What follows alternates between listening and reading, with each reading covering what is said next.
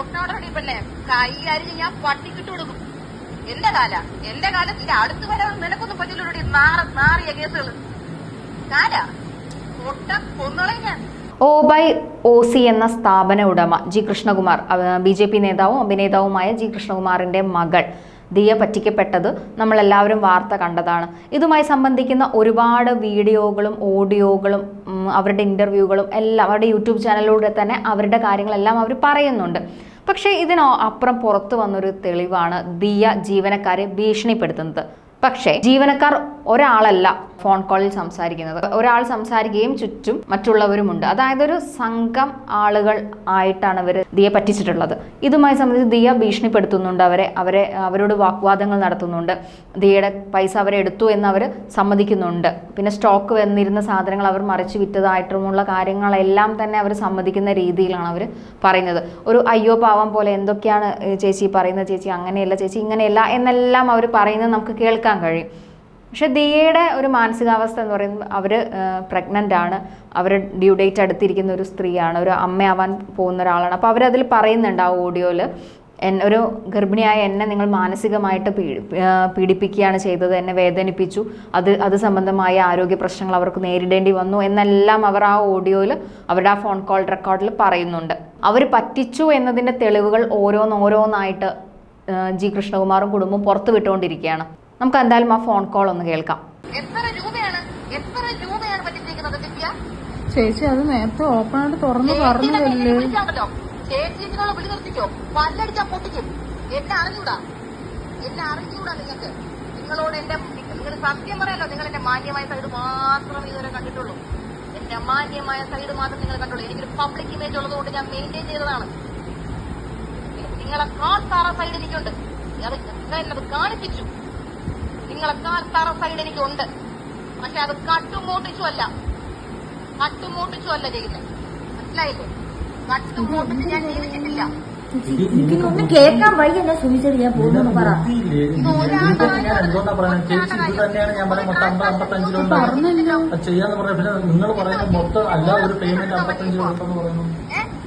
ചേച്ചി അതല്ലേ ചേച്ചി ഞാൻ പറഞ്ഞത്, ഒരാൾക്ക് 50 വെച്ച് ഞങ്ങൾ ഷെയർ ചെയ്ത് എടുത്തിട്ടുണ്ടെന്ന്, കിട്ടിയിട്ടുണ്ടെന്ന്. ഇത് മാത്രമുണ്ട് 55,000. അതല്ലാതെ 1000 സീറ്റോട്ട് വേറെ കസ്റ്റമേഴ്സിന് വരാൻ പോകുന്നതേ ഉള്ളൂ. അതും കൂടെ വന്ന് കളക്ട് ചെയ്തിട്ടേ ഞാൻ ഈ ബീച്ചിൽ നിന്ന് വട്ടിയൂർക്കാവ് സ്റ്റേഷനിലോട്ട് പോകുന്നുള്ളൂ.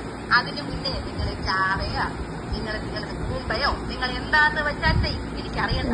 നിങ്ങളുടെ 3 പേരുടെ ജീവിതം ജീവനോട് നിങ്ങളുണ്ടെങ്കിൽ കൊലയ്ക്കാൻ ഞാൻ റെഡിയാണ്. ഞാൻ ഗർഭിണി, എന്റെ കോപ്പ് കുറച്ചൊക്കെ തീർന്നു. അത് ഇന്ന് ഉച്ചവരെ, മനസ്സിലായില്ലേ? ഇന്ന് ഉച്ചവരെ ഉള്ളൂ എനിക്കത്. എനിക്ക് എന്ത് ചെയ്യാൻ പറ്റുന്നുള്ളത് ഞാൻ കാണിച്ചു തരും. നിങ്ങൾ എന്നെ പറ്റിച്ചില്ലേ? അണ്ടർഗ്രൗണ്ട് കൂടെ നിങ്ങൾ എന്നെ പറ്റിച്ചില്ലേ? നാട് മുഴുവൻ അറിയുന്ന പോലെ നിങ്ങളെ ഞാൻ ഒരു പറ്റിക്കാൻ പോവാണ്. ഞാൻ കൂട്ടാൻ പോവുകയാണ്. മനസ്സിലായില്ലേ? മൊത്തം കുടുംബം ഇറങ്ങിയിരുന്നോ? മണ്ണെണ്ണ എടുത്ത് ഒഴിച്ചോണ്ടിരുന്നോ? മനസ്സിലായില്ലേ? വളരെ മോശപ്പെട്ട ഒരാളുമായിട്ടാണ് നിങ്ങൾ ഇറങ്ങി തിരിഞ്ഞിരുന്നത് കളിക്കാൻ. വളരെ മോശപ്പെട്ട ആളായിട്ട് നിങ്ങൾ ഇറങ്ങി.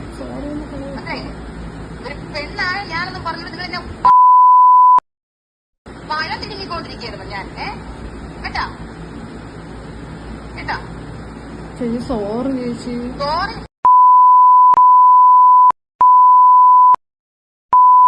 മനസ്സിലായില്ലേ?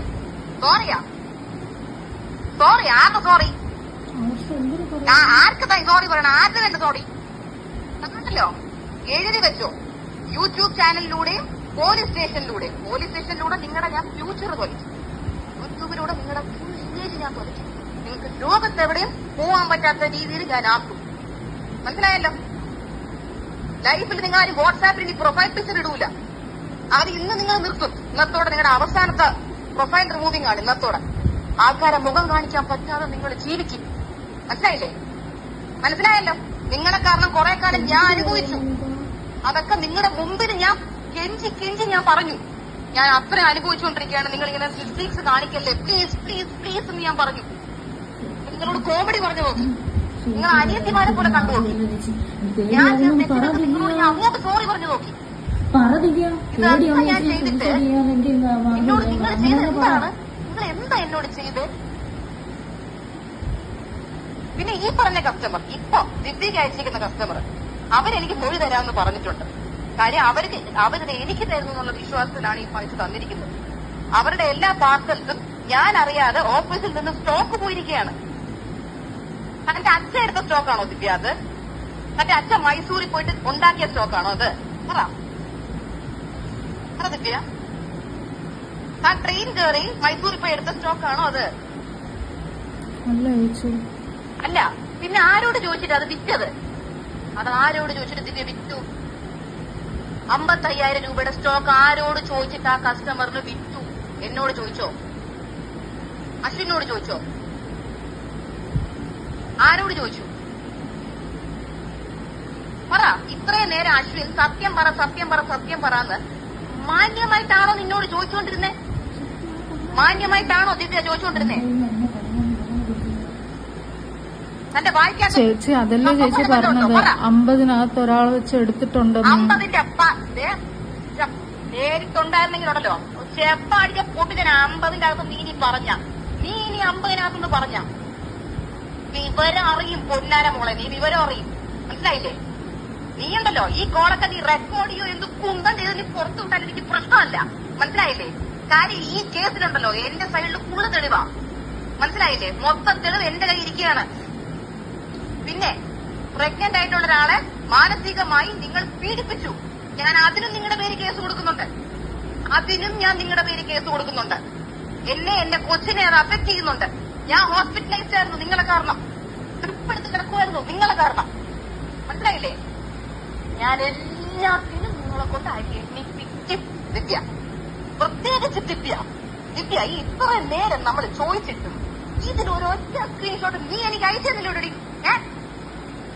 എന്നിട്ട് എന്താ പറഞ്ഞ പങ്കിട്ടെടുത്തുന്നാ? ഒരൊറ്റ അടി വെച്ചില്ല പങ്കിട്ടെന്ന നീ പറഞ്ഞ കേട്ടല്ലോ. നീ ഒരടിക്കുള്ളതേ നീ ഉള്ളൂ.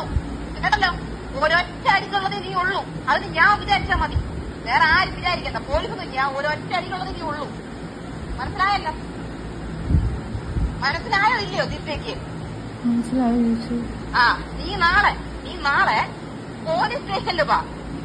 പോലീസ് സ്റ്റേഷനിൽ എന്നെ ആരും സഹായിച്ചില്ലെങ്കിലും കുഴപ്പമില്ല. ഞാൻ ഒറ്റയ്ക്ക് ഓട്ടോ പിടിച്ചിട്ടായാലും ഞാൻ പോയി കേസ് കൊടുത്തിരിക്കും. കാര്യം ഇതിന് എനിക്കൊരു ഉത്തരം വേണം. നിനക്കൊക്കെ എന്തോന്ന് മിനിസേഫിന് തരാൻ പറ്റൂലല്ലേ? കാര്യം എന്ത് ഊമ്പിപ്പിച്ചിട്ടിരിക്കുകയല്ലേ? ഊമ്പിപ്പിച്ചിട്ട് എത്ര ഹോൾസെയിൽ പർച്ചേസസ് അവിടെ വന്നെന്നുള്ളത് എനിക്ക് അറിഞ്ഞേ പറ്റൂ. മനസ്സിലായില്ലേ? ഡെയിലി നീയൊക്കെ പറയില്ലേ സോൾഡ് ഔട്ട് ആയി ചേച്ചി. കണ്ടവരുടെ പാർസൽ അയച്ചു വിട്ടിട്ടാണ് സോൾഡ് ഔട്ട് ആവുന്നേ. മനസ്സിലായില്ലേ? ആണോ അല്ലയോ ദിവ്യ? ആണോ അല്ലയോ? വാ തുറക്ക.